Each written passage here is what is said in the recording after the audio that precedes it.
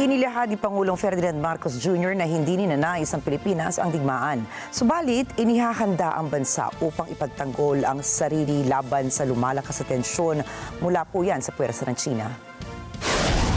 Iginiit ng Pangulo ang kanyang pag-aalala ukol sa tumitinding sitwasyon sa West Philippine Sea na posibleng umabot sa isang mainit na digmaan ng puwersang China at Pilipino.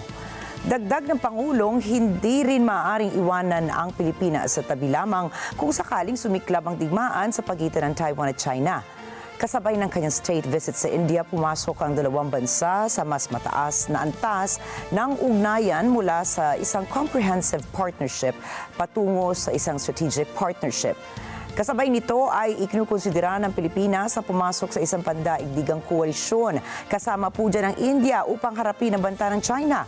Anila ng Malacanang din na ang paghahanda, alyansa at matataga na diplomasyang nakabase sa pakikipagtulungan ang susi sa pagpapanatili ng kapayapaan sa rehiyon.